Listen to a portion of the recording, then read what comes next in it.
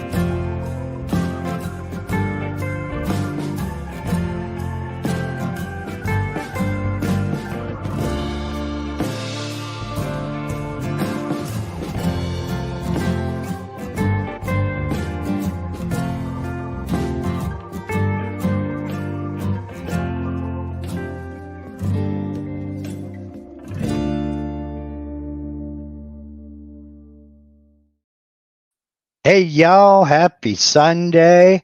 Hope everybody is doing well.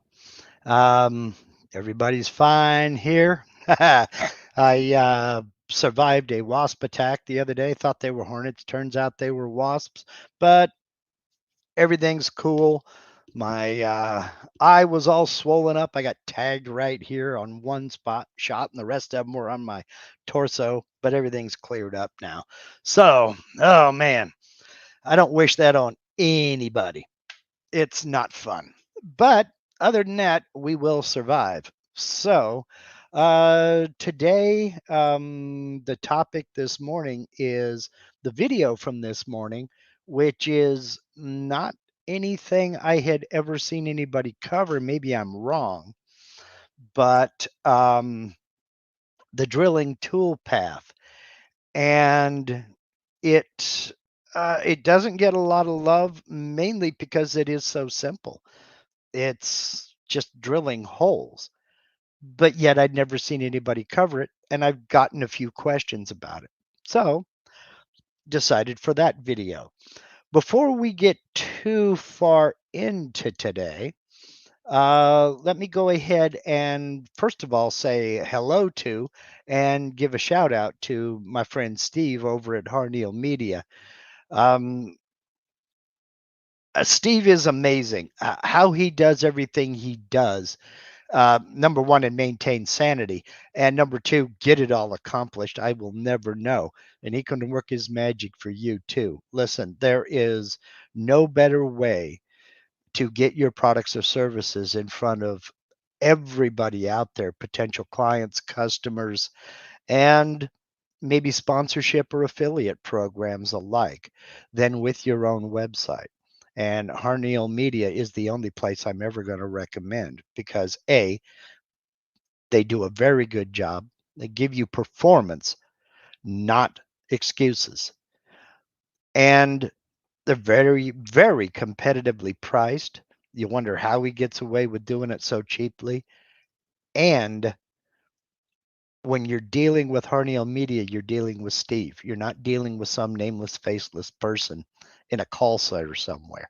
You're going to deal with Steve. Um, and his services are fantastic. So if you're thinking about a web store where you can offer your products, your services, your files, your models, whatever you plan on putting out there, he can do it. If you're planning on maybe designing up some merch and putting out T-shirts, baseball caps, coffee mugs, things like that, he can hook you up with a print-on-demand company that they'll take care of the inventory, they'll take care of billing, taxes, all of that good stuff. You don't have to worry about any of that.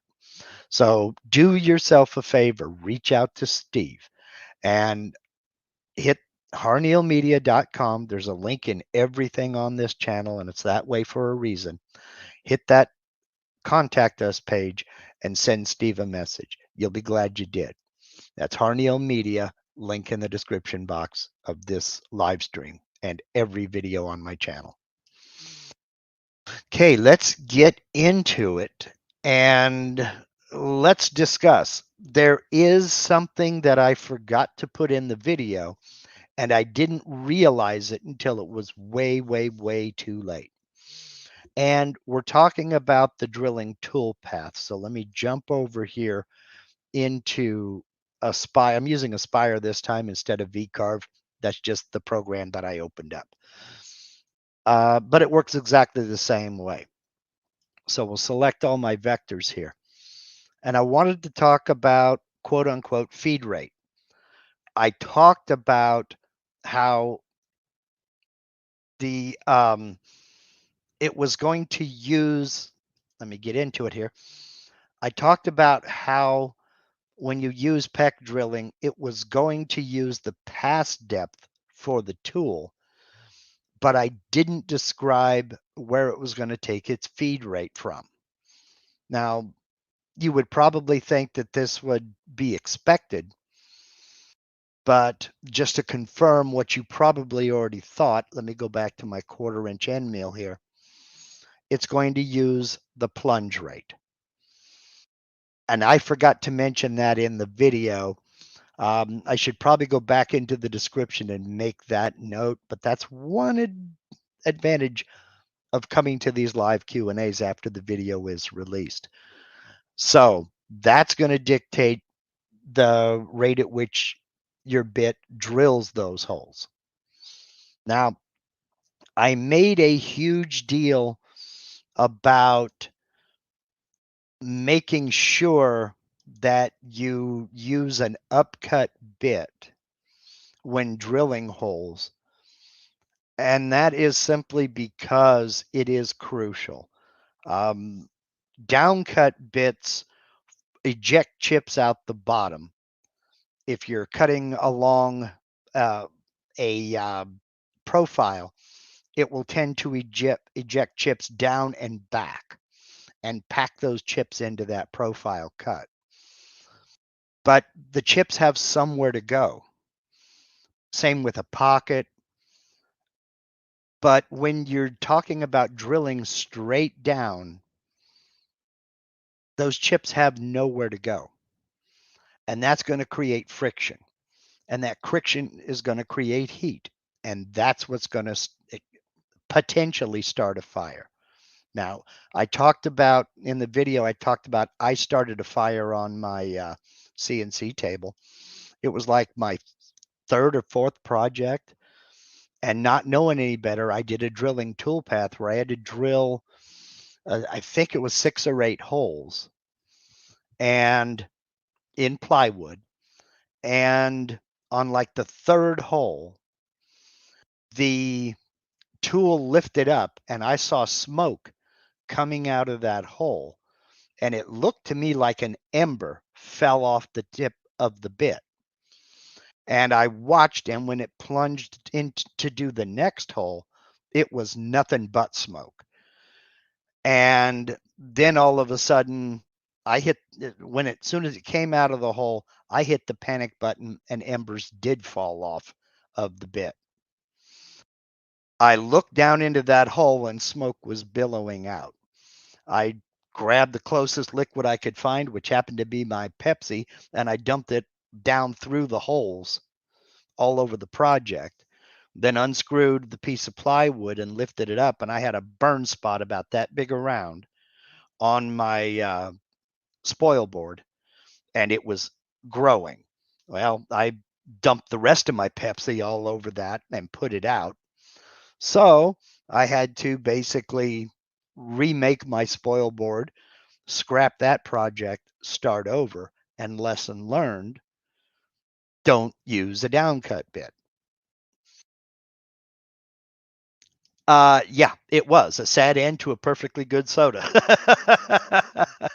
So, you know, you'll hear people, it's not going to do anything. It's only going to be one hole. It's going to be, don't do it. Just don't do it. I mean, I was lucky. I'm glad I was there. So, and I don't think it would have mattered any, Bob. So, just don't do it. That's all. Well, do we have any questions at all? Because I am not seeing any out there. I kind of anticipated this being a short Q&A simply because there isn't a lot to add to the drilling toolpath. I mean, you either use it or you don't. Okay, Maurice from Erickson Woodworking or Design and Woodworking says, was the tool okay? No. I've made this mistake before and noticed my tool looked like it had excess wear on it. It was a standard, let me grab one here. When I first got into this, not knowing any better, and it figures this is an upcut spiral that I grab. Oh, well. Not knowing any better, I figured they looked the same. I use just a Bosch. They call it a Bosch solid carbide. This is an upcut spiral, straight mortising bit. I picked it up at my local Lowe's. They're about $18. And no coating, no nothing. It's just a bright solid carbide bit. But when that got done, it was black about halfway up. And when I cleaned that off, it was blue about a 1/4 inch up. And I just decided, yeah, I had removed the temper from that. So No, it didn't survive. I just got rid of it. I didn't want to take any chances. So, see, Russell Faraday says, even if no fire, it sure takes the edge off the bit. Blunt bit equals more heat and a better chance for fire on the next hole. Yeah, and that's what it was. It was just whoom, whoom, whoom. So Brooks Martin is asking, so would you recommend a pocketing toolpath? I still use the drilling toolpath. Just make sure you're using an upcut bit. My reason for using the downcut was because I was still concerned about the top surface finish. I didn't want chip out, but I didn't know any better. Like I said, it was my third, maybe more fourth project. But or you can get specialty drill bits for CNC, and the helix on that is even looser than on that end mill. Um,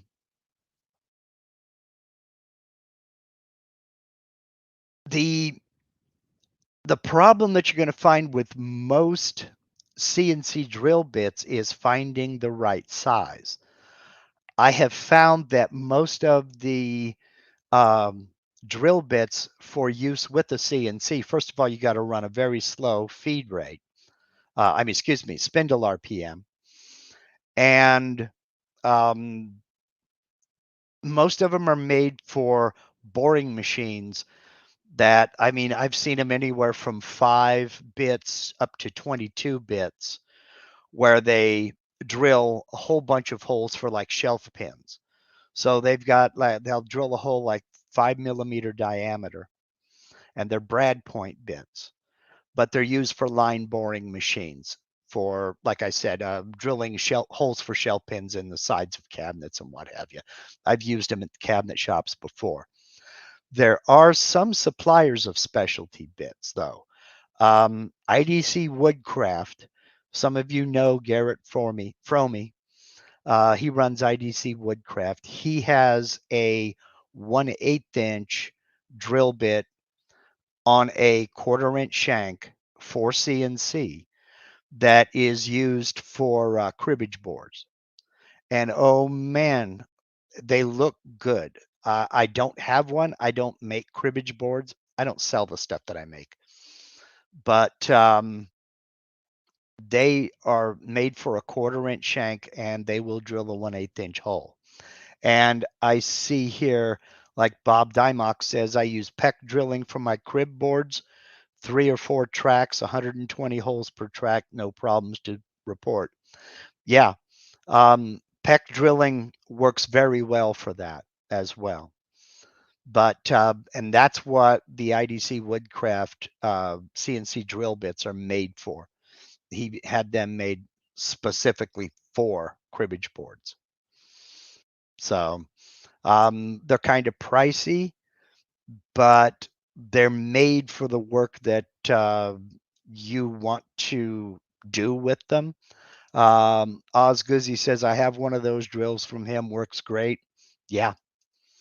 So let's see here. Let's see here. Okay, we have a question here from Kurt over at Crafty Jans. When drilling the holes, let's say you use a 1/8 upcut bit. The circle you draw is another size that's larger, say 1/4 inch. Will it drill a 1/8 inch hole in the center of the circle object? Yes. The size of the hole is dictated by the size of the bit, not by the size of the vector. The vector is only going to give you basically a center line. That's going to give you the location of the hole, but it's not going to give you the size of the hole. If you want to do that, you can use a pocket toolpath or a profile toolpath cutting to the inside of the vector.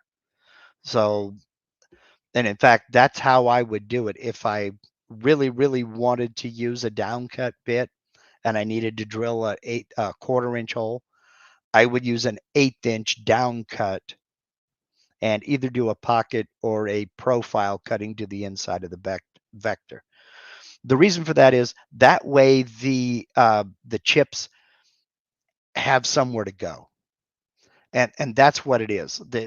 You need chip evacuation. And if you're running a dust collector or what have you, those chips need to come out of that hole as quickly as you can get them. So, let's see. Wendell says, also keep in mind what kind of hole bottom you want. Flat bottom, 118-degree bottom, or even a custom bottom. Yeah. A upcut spiral end mill is going to give you probably the flattest bottom. One more thing about those specialized bits, not the ones from IDC, but the other 5mm bits, generally speaking, they have a 10mm shank. So if you don't have a 10mm collet, you wouldn't be able to use one of those anyway. So you can do a Google search for CNC drill bits, but a lot of what you're going to find are going to be those metric bits for the line boring machines. So it's, but that's the great thing about having a CNC is there's so many different ways of doing the same thing.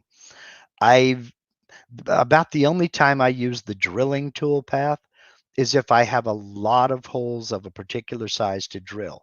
And something like a cribbage board would be a perfect example of that. You've got a bunch of bits to cut. And don't ask me why. I don't know if it's something in the math that the tool path does when it calculates everything. But a drilling tool path seems to work just a little bit quicker than a pocketing tool path of the same size. So for instance, if I did one 1/4 inch hole with a drilling tool path and a 1/4 inch end mill, then did another hole with a 1/4 inch vector and even did a pocket with a 1/4 inch end mill, it runs just slightly slower. And I think that's because it tries to spiral its way down, or maybe it goes slow. I don't understand why. It may be something in the calculations that the tool paths do, but for some reason, the drilling tool path is just that much quicker. And it's a much shorter G code too. And I don't understand why. So don't claim to. But yeah, what I'm going to do next for the Absolute Beginner series, I really have no idea. I will probably be getting into something else, but I'm not sure what. I'm doing a little bit of working in the background with the chamfer tool path, but I'm not confident enough in it yet to do a video on it. And I don't like to put out videos on stuff that I've never done myself. I think I have a major philosophical problem with it. I think there's too much bad information out there, and I just don't want to add to it if I screw up. Okay, here's a question from Wendell. Has anyone used the Retina Engrave software? I don't even know what that is. Let's see, Retina Engrave.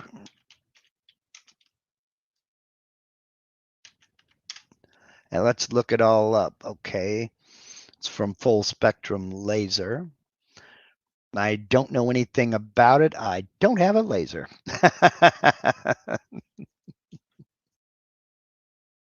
So, Al Peleg says drilling just needs to move on the Z axis, and pockets also need to move in X and Y. If there's no optimization to understand, it actually does not move in the X and Y. Yeah. But, okay, Nature's Live Edge wants to know, how's your Rotary Quest going? I had to take a diversion from the Rotary for a little bit and work on another project, but I'm getting ready to get back to it. I need to make a few spindles for my wife, and I do plan on making videos on those, and that will be coming soon. So there is I'll give you a reminder here. 1st of November, traditionally, the channel goes on hiatus and there won't be any more edited videos. I will continue to do weekly live Q&As, and I will try to have a topic for those live Q&As, but there won't be any edited videos out until after the new year because we have to start focusing on the holiday season. And with kids and grandkids and uncles, or nieces and nephews and everybody else involved, it takes a lot of time. So I will be stopping the edited videos on November 1st. So Michael Ludwig says, I found an Amana drill bit upcut that you can drill and pocket with. Okay, SCFD 108. Let's look at that. SCFD 108. Amana. And okay. The other problem that you're going to have with some of these bits, that we need to make sure that they are made for CNC. Because if they're not, like a standard drill bit is not made to handle the kind of stress the CNC will put on it. They're not made for side pressure. Let's see, solid carbide CNC 4-facet 118-degree drill point, 1/4-inch diameter. That's the other issue. This is a good, looks to be a good CNC drill bit, 1/4-inch diameter. The other problem you're going to find is, let's see, do they offer any other options here? Other sizes available? Yes, there are. Let's look at the 1/8-inch diameter one, and let's see. Does it have a 1/4-inch shank? Nope, it's 1/8-inch shank. That's the other problem. 3/16. What size is that? That's a 3/16 shank. So in order to use any of these other sizes, you'll need a collet that bit will fit in. And don't try to put a Jacob's chuck in on your spindle. They are not designed for that RPMs. I mean, unless you can think about the RPMs of your drill press. Probably the fastest speed on your drill press is maybe 3,000 RPM, and that is flying for a drill press. If you have a water-cooled spindle, you may be able to slow it down enough to where using something like this would, with a Jacob's chuck, would be okay. But if you are working with a router, you're not going to be able to slow it down enough for a Jacob's chuck. And if you're using an air-cooled spindle, I can't speak for all brands of air-cooled spindles, but mine won't go below 6,000 RPM. So, but yeah, that is an option if you need to drill a lot of 1/4-inch holes, or if you have an 1/8-inch collet, that would be good for a lot of 1/8-inch holes. And it is made for CNC. But I don't know about using pockets. I don't know about using this for pockets. But yeah, that looks like it would work real well. Excellent for aluminum, ACM, brass, bronze, copper, steels, tool steels. And generally speaking, that's what these are made for. They're made for machine shops. So, Steve is wanting to know what's the shank size on that 3/4. Probably 3/4, and that is yep, shank size is 3/4 of an inch. Trying to remember what ER collet that is. That is huge. I'm using ER20 collets, and I have a 1/2 inch for it. I'm trying, was it ER32? I don't know if they will run a 3/4 inch collet or not. It's above my pay grade anyway, so I'm not concerned. But anyway, so there are options out there. If you do a lot of drilling, the drilling toolpath with one of those bits would work out. I have, okay, Nature's Live Edge, whoops, says I have a Jacobs chuck on my spindle. Works fine as I can slow it down with the VFD. Yes. Yes. So, and that's the big thing, is being able to slow down the spindle. So, because like I said, I don't know, for those of you who are using a router,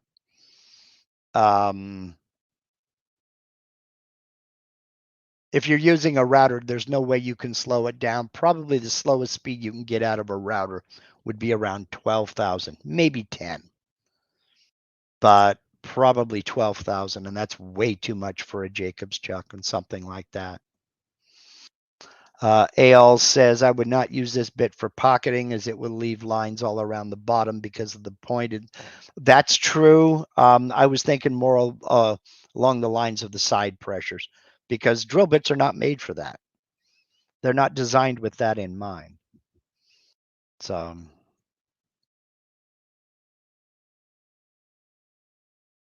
let's see here. Michael Ludwig says, what I'm saying is if you use the 1/8 bit, you can do 1/4 inch holes without a tool change. Well, you can do that with a 1/8 end mill and save the money on a drill bit. But if you're doing a lot of 1/8 holes for like uh, uh, cribbage boards, I think it would be a good investment. It especially if you do a lot of them. So, Nature's Live Edge says that a mana bit is for metal. Surprised it works well in wood.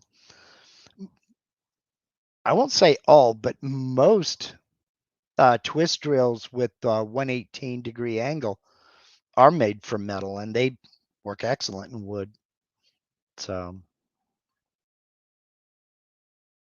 Wendell says you still need a larger amount of torque for larger bits.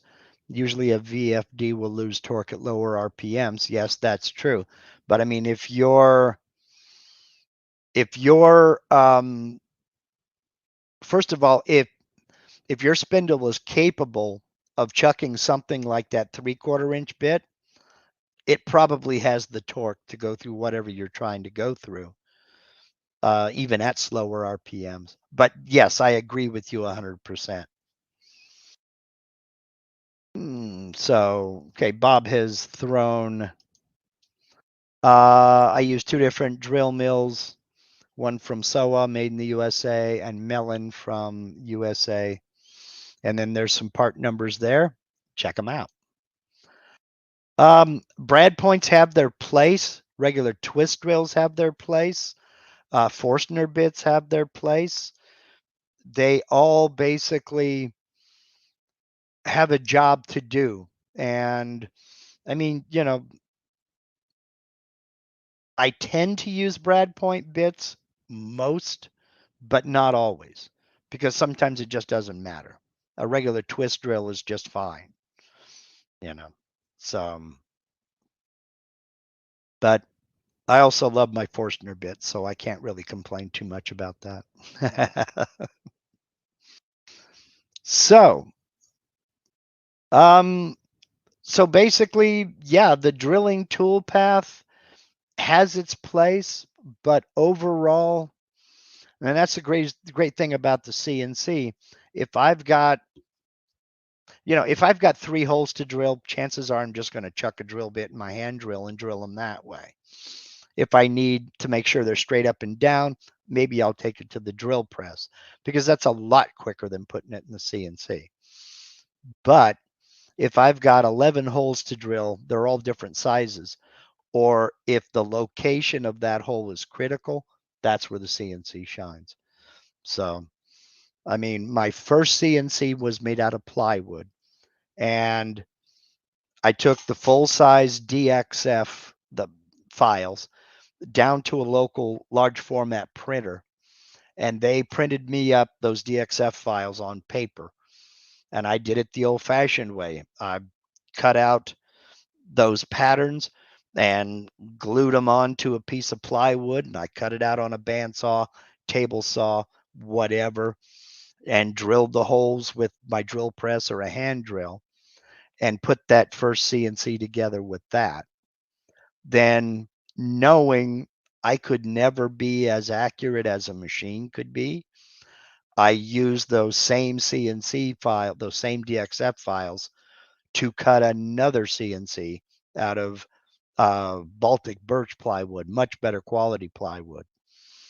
And that one served me well for like 4 years. So, let's see here. Maurice says, I've used 16th inch spiral end mills to pocket 1/8 inch holes for cribbage board. Usually get 5 boards before the tool breaks. Not the best strategy, but works in a pinch. Yeah, I get tired of buying tools too. So, and Ellen, the pumpkin queen, says, I use 1/8 inch bits to cut 1/4 inch hole when I don't want to change bits. I only use the 1/8 inch for my pumpkin faces. I call her the pumpkin queen because she has been killing it making these Halloween pumpkin lanterns. She's been killing it. Sold like 80 of them or something like that. Man, just in the past few weeks. Of course, she's sick and tired of smelling cedar, but hey, kicking some serious butt. So, all right. I guess the elephant in the room is, I believe, this coming up weekend. Yep. This week is the Vectric user group meeting down Austin, Texas way. How many of y'all are going? I'm sorry, am not going to be able to make it. I didn't come out and say yes, no, or maybe. I really tried to make it work, but it's just not in the cards this year. So I won't be able to make this one. But who all is going? I know Ellen is going. Ellen is Madra 3212. I know she's going. And Tim Keller is going to be there. All right. Yep. Ellen says she's leaving Wednesday. Mike Bernasconi is going to be there. Yeah, Brooks and Kurt and I are just going to have to live vicariously through y'all. Hopefully, those of you who have YouTube channels and Facebook pages and stuff like that will throw up a few pictures and maybe some videos and what have you. And yeah, Sargon's not going to be able to make it either. That's all right. That's all right. We could just live vicariously through the rest of them. See what's going on. I need to get to one of them, man. Just seems that every time one comes up, gets close, it's something happens and the funds have to go somewhere else. Okay, Alan Williamson wants to know, you mentioned collets. Could you explain the differences? Yes and no. And I only have, did I leave one in the, oh, I left one in the spindle. That's not good. I only have a couple here. The collet is the piece that actually holds the bit in the machine. Excuse me. This is an ER20 collet. And then there's the collet nut. So you got to put the collet in the collet nut. Snap it. Okay. And it's held in place. It's captive. About the only difference is the size. This is a 1/8" collet made for holding an 1/8" shank bit, and that's a 1/4" collet made for holding a 1/4" shank bit. ER20 that I mentioned is the size. That's a standardized size. So any collet will fit in this collet nut. Any ER20 collet will fit in this ER20 collet nut. The differences come in the physical size. The size of the collet determines the maximum size of the bit you can put in here. With my ER20 collet for my spindle, the maximum shank size I can put in is 1/2 inch. But they make them, as you saw, they make bits that have 3/4 inch shanks on them. There are 5/8 inch shanks and everything else. And you need those different sizes for different bits. I have some bits that I would never even attempt to use if they were 1/4 inch. Okay, Alan's asking, how do you get them back out? It depends on your, it depends on the collet that you have.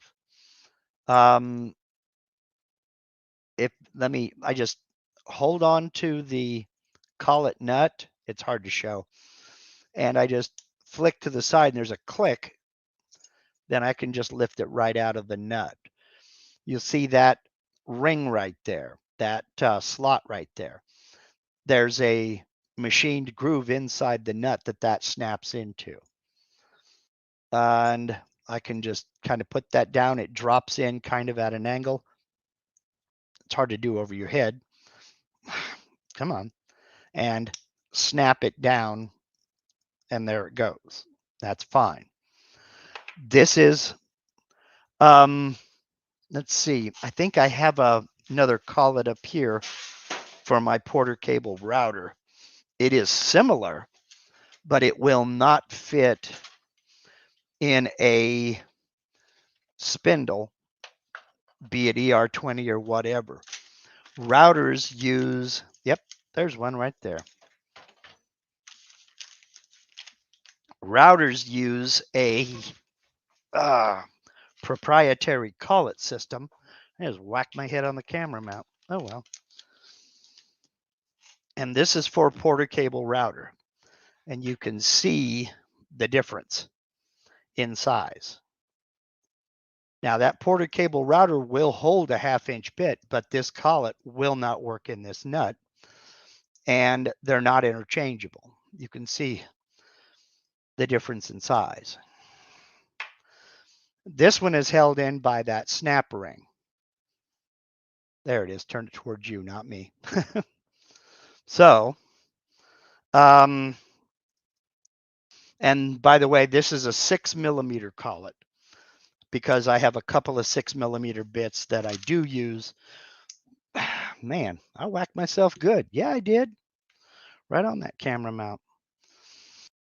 Because I have a couple of 6mm bits I use with my handheld router as well as with the CNC. So I also have a 6mm collet. So, excuse me.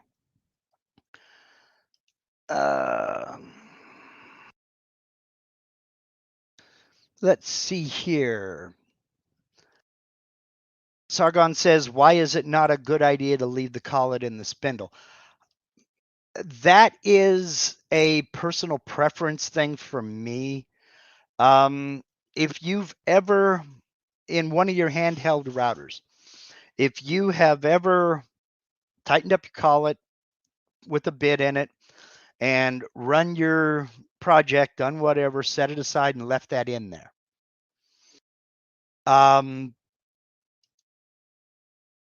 You know that sometimes it can be a bear to get that bit back out.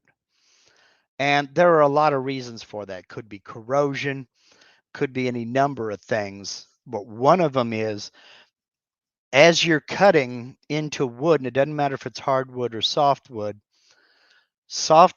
is even softwood's even worse than hardwoods. There are resins, pitch, oils within the wood that are released when they're cut. And some of that stuff becomes almost like concrete. So I find that as soon as I'm done, and I don't know why that's still in there, it shouldn't be in there, and I'm going to pull it out as soon as we're done here. As soon as I'm done, I like to take that collet out, take that bit out. Then I'll blow out the collet with compressed air, and I'll look at them. If I need to clean them, I'll clean them. If I don't need to clean them, I just blow it out with compressed air.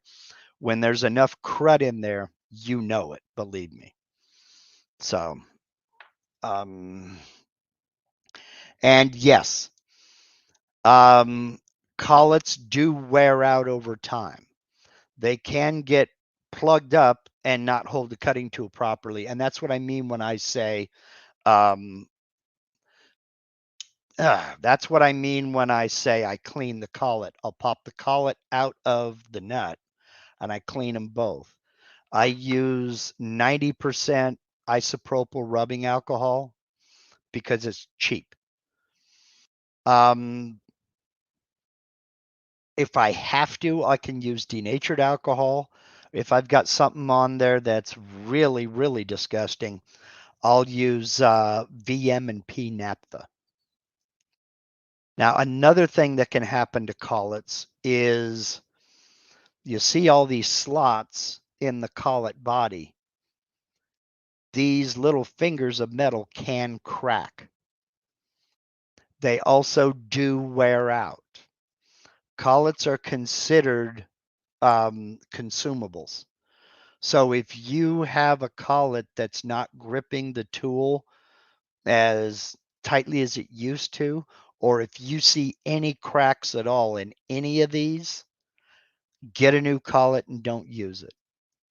Get a new collet and throw this one away. There's no sense in saving it. It's going to hurt somebody eventually, or destroy a project, one or the other. Now, I don't remember who it was, and I can't scroll back real quick to see who it was. But somebody mentioned that there is a directional way of putting this in and taking it out. And you can see it right there on the top of the nut. You see that little it looks like a little divot right there.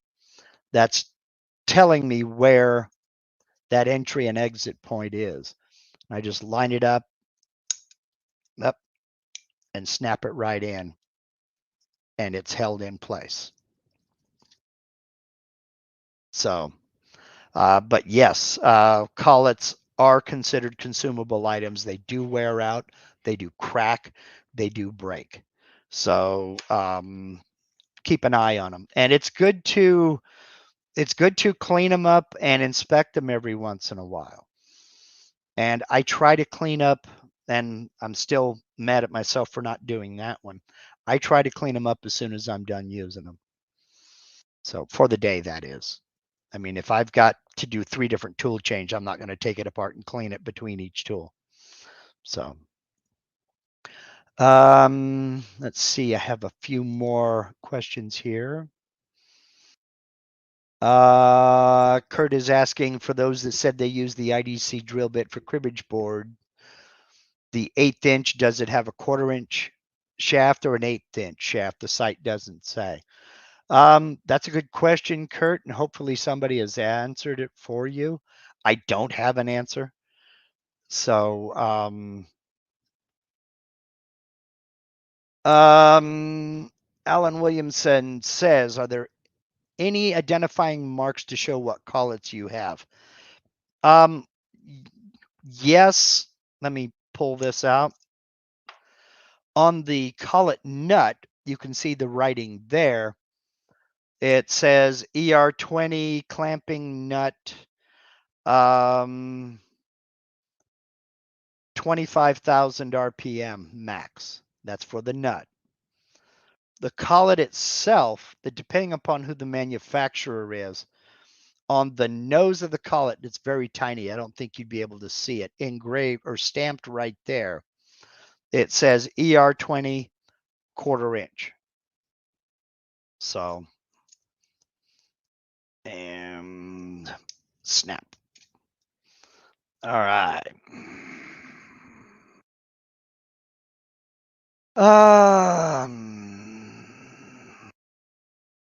Yes, Martin is 100% correct. Collet nuts are a consumable item as well, although you wouldn't want to eat too many. Well, it just depends on how magnetic your personality is. So, see what I did there? Yeah. Let's see here. Maurice at Erickson Design Woodworking. Have you ever wanted an ATC for your CNC? Short answer is no. I'm in the market to upgrade the CNC right now and on the fence as the tool attachments are vast in options and price. Yes, and you'll find that this is one of those things that gets more and more expensive as you expand, mainly because the tool holder itself, those tool holders are not cheap. And I don't want an ATC. I have no need for an ATC. I'm a home hobby guy. I don't do any kind of production work, and I just don't have any use for it. And it's an overcomplication. Usually you have to add a compressor into the system and run air and all that other good stuff. And you need a dryer for that, not a dryer, but a water trap for that. And it's just more than I want to get into. So I just have never wanted to get into that because I just don't have any need for it. It would be, to me, it's akin to buying a 10-yard dump truck because I make an occasional trip to the dump and I might need a dump truck one day. It's not necessary for me. So, you know, um, let's see here. We've got okay. Eric Girth is asking, could you show setting up a helical hole program for odd size holes? Yeah, again, I can do it. It's not a big deal, but again, I would either use a pocket or a profile with the uh, machining to the inside. Okay, let's see an odd size hole. I'm just going to pick something. What would be an odd size? I know what would be an odd size. 5/32 of an inch equals 1.5625 inches. And boom, there's one right there. So I've got that hole to drill. The way I would do it is come over here, and you can do this, like I said, either with a pocket or a profile. Let's do a profile. And I'll do a cut depth of 1/2 inch. And I'm going to use my 1/8 inch end mill, which is already selected, thankfully. And we're going to machine to the inside of that vector. And that's all I would do. You can ramp in if you want. Let's add a ramp, a spiral ramp, and it's going to do all the thinking for us, and we'll calculate. Now, we'll spin over here and we'll take a look at that tool path. and you can see what it's going to do. It's going to wrap it over here to the center point. Then it's going to come down and start spiraling its way down into the material until it gets to the cut depth. Then it'll lift straight up out. So let me slow this way down and we'll see if we can actually see it in action, but I don't think so. And there we go. Now, this is one of the reasons why I tend to use a pocket. You can see how that bit is plunging down. It's going through just fine, but it's also left me with a core standing in the middle. So in this situation, what I would do, close that, make sure I still have that vector selected. I'll use a pocket. We'll get rid of that tool and we'll use a 1/8 inch end mill. Select. Then I'll come down, use an offset, and I'm not even going to ramp in. It'll do it by itself. Calculate. Now, let me zoom in over here. What it's going to do is it's going to plunge its way down to the depth and then make 2 passes, clearing everything out of there. So, real slow speed, we can look at that and see how that works. So it'll plunge down in the center and cut, then move outward and do its final profile pass. So there are a couple of ways of doing it. But either one is going to give you the same result, except that core in the middle if it's too big. Now, if you don't care about that, then great. So let's see here. What else we have here? So I hope that answers that question. Brooks Martin says, doesn't Vectric release a download a month or so after the fact? I'm not sure if they're still doing the free monthly project. The way to find out about that is to go into your V&Co account, and you should be able to see right there on the portal. There should be a link to projects, and you should see links for the monthly projects right there. So let's see here.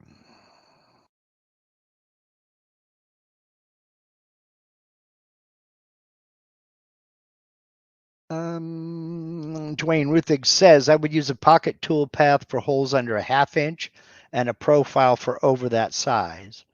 No sense in making chips of the plugs. Of course, you have to have a good hold down on the bottom if cutting through. That's true. And basically, I'm in this. I agree with you, Dwayne. If I'm doing, say, if I'm cutting a 3/4 inch hole all the way through the material, I would probably tend to use my 1/2 inch bit and just do an inside profile, because it's cutting all the way through. It's probably not going to leave much of a core at all, and my dust collector will pull that out when it comes loose. It might bounce off the bit, but that bit can handle it. Believe me, that 1/2 inch end mill's a beast. But if I only had something like a 1/4 inch bit, depends. I might pocket it out if I have the time. But yeah, your point's well taken. You better have some way of holding on to that plug or it could cause some damage. So, let's see.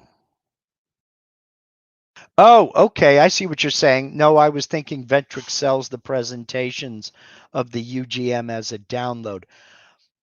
I know they have done that in the past, but I'm not sure they've ever done that if you didn't attend the UGM. I don't know that.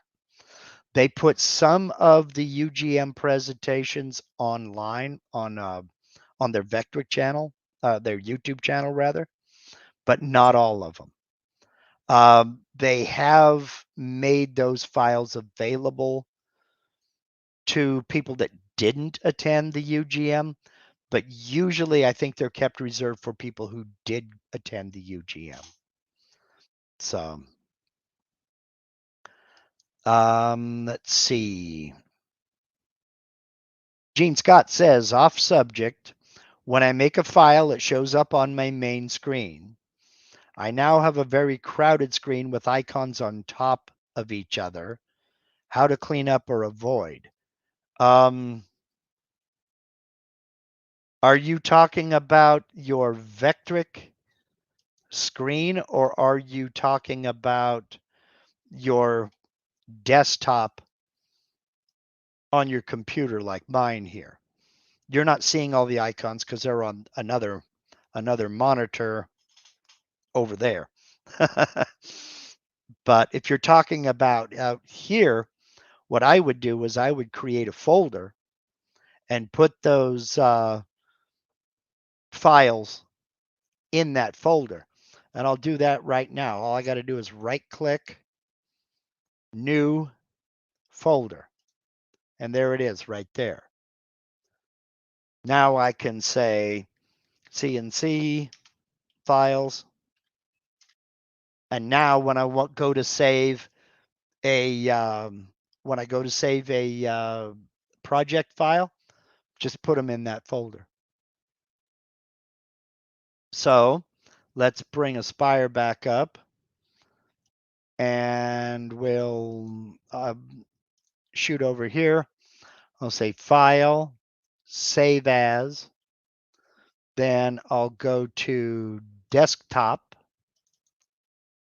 Come on. And there's my desktop. There's the CNC Files folder. And I'll just save it as new CRV 3D, save. And now, if I go into this folder,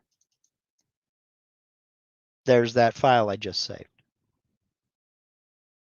Now, something else you can do, let me close this, is right-click your desktop and click refresh. What that'll do, but you might want to do that after you put those files into this folder.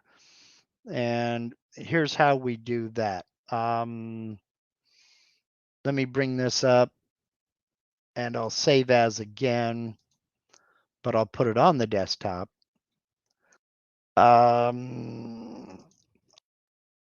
Call it new 2 and just save it straight to the desktop.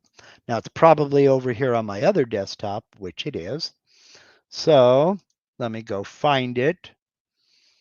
And where did I put it?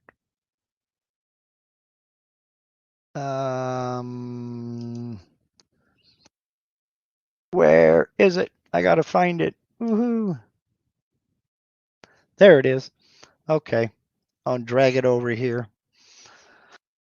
To put all of your project files into that folder, just click it to select it, drag and drop it right into that folder. So that's relatively easy to do. And then that way they're all in one place. So let's go ahead and take that back out. I hope that answered that. So, Andy Visley, good to see you. It's bad practice to save files in a folder on your desktop. It eats memory and slows down your computer and will cause issues as it grows. Point well taken. I was trying to make it simple. You can put that folder anywhere you want. I tend to agree. I save my files to an external hard drive and they're uploaded to the cloud, so I have multiple copies in case, because it's not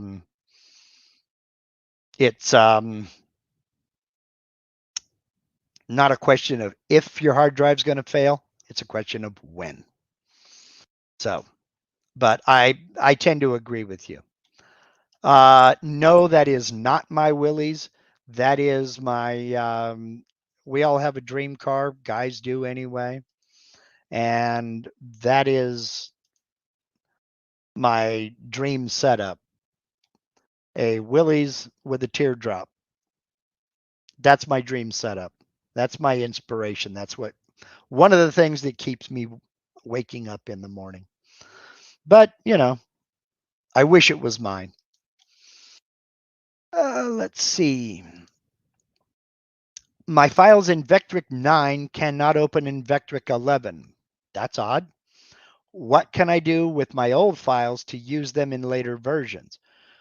Files made in an earlier version will almost certainly open up in a newer version. So if you made files in, let's say, VCarve Pro version 9 and you have version 11, they should open just fine. It's not so the other way around. If, however, you have files that were made in Aspire version 9 and are trying to open them in VCarve version 11, that won't work. VCarve will not open. VCarve will not open Aspire files. There is another situation, and that is the dreaded 126663 error code. If you get the 126663 error code, that means the file you're trying to open was created in an unlicensed version of the software. Let's just put it that way. And it cannot be opened in any other software than the actual program it was made in. People send me that question all the time. I'm getting this error message. What does it mean? It means whoever sent you that file is using a unlicensed version of the software. Let's put it nicely. And nobody can open that. So, okay, let's see. We have another one here. LTX Designs. Have you noticed any weird bugs in the newest version of V12, specifically related to the Z-axis? No, is my short answer. I'm getting a weird bug on my Avid and can't figure out if it's Vectric or Centroid causing it. There have been some issues with the new Centroid controller. I don't know if you're a member over on the Avid CNC forum. I would go over there and post the questions. Maybe shoot Eric a private message, but I would definitely get a hold of Avid support because there have been some issues. But I have the old controller box with the NEMA 34 steppers, and I'm still using Mach 4, and I don't have any plans to change. I just don't need. I just don't need the servos versus the steppers. It works great. It so I don't. I just have no need for the servos. I mean, it would be cool and all, but that's a lot of money, and I just wouldn't use it. Again, we're back to buying a 10-yard dump truck because I might need gravel one day. So, So, let's see. Let's see. I'm trying to see if we have any other questions here. I'm not seeing. Yeah, I thought so, Martin. It's only the online user group meetings that they sold the files. I thought that was the case. I have seen those files on Vectric's on their old website. I can't remember if I've seen them on the new V and Company, but I know on their old website they occasionally had them, and some of the video presentations. For instance, you can go onto Vectric's YouTube channel, and there's a video. I want to say the presenter's name was Dan. He did a video on stacked text, and it was done during it was a presentation during one of the user group meetings. I mean, the logos on it and the whole thing. And it was easily the absolute best video I've ever seen on doing stacked text. And in fact, my stacked text video was modeled after that. I didn't copy it verbatim, but that's what I learned with was that video. And it was a UGM presentation. So, let's see here. And yes, a crowded desktop does make for an inefficient running machine. There we go. So, Eric Girth says, in production, the right size bit is more efficient. Yes, I agree. But when thrown a curve, the pocketing makes sense.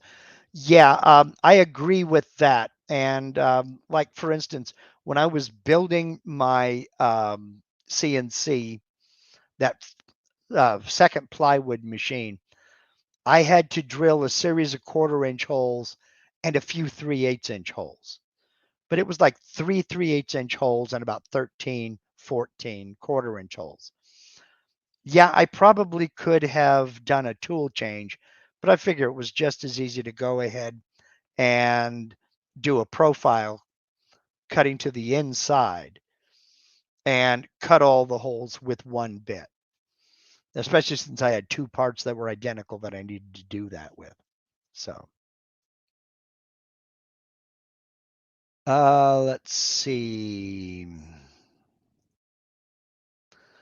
Martin says they released some of their user group meeting files at some point after the UGM, but not all of them. They put them on their YouTube. Yes. Yes. I think you and I both just said the same thing. So, okay. I'm not seeing any new questions, so I think we'll go ahead and wrap this up.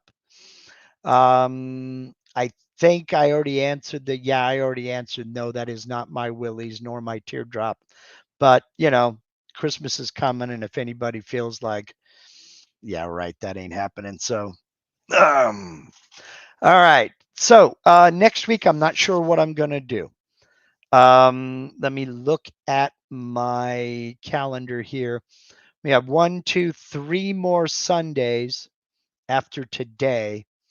I'm going to try to get a absolute beginner video done each of those 3 weeks. And then the edited videos will stop November 1st. Well, actually, the last one will be October 27th. The live Q&A, Sunday live Q&As will continue, and I will try to have I'll try to have a good topic to discuss every Sunday. Hold that thought 1 second, Mark. So if I download the trial version of VCard 12 and I'm learning and save some projects, I will not be able to open them when I get the paid version. Yes, you will. But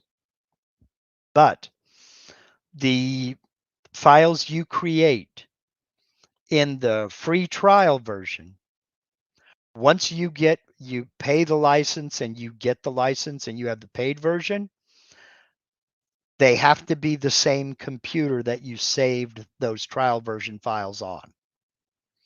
And they do that to keep people from sending files to their friends. Oh, I did this in the free trial version. Go here, cut that for me. That kind of thing. That doesn't work. So it has to be the same computer that you designed that on. Now, once you load that and then save it in the paid version, that restriction goes away. But yes, anything that you create in the trial version will open in the paid version as long as it's on that same computer. So tomorrow. Oh, also, so the weekly live Q&As will continue until after the new year. The members only live streams will continue until after the new year. So, speaking of which, tomorrow, Brooks has been sending me some very cool pictures. And a couple of channel members have been sending me some very cool pictures. And we're going to get into a bunch of those. We are also going to, I'm not even going to say what we're going to get into. You'll just have to find out. Now, those of you who don't know what I'm talking about, if you'd like some information on how to become a channel member and take part in the members only live streams that we have every Monday night at 5:30 Pacific, 8:30 Eastern,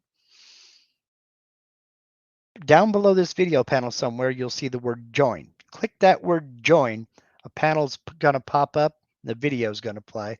Tell you all about channel membership. You're not actually joining. You're just getting information. We'd love to have you. We got a great crew of folks. Some of the things these people are doing are super spectacular, and you're going to see what I mean tomorrow, members, because I got something just before we went live here today that's got me jazzed, and you'll find out about that tomorrow. This is cooler than heck. Anyway, we will see you next week. I'm trying to think, was there anything else? No, there wasn't anything else.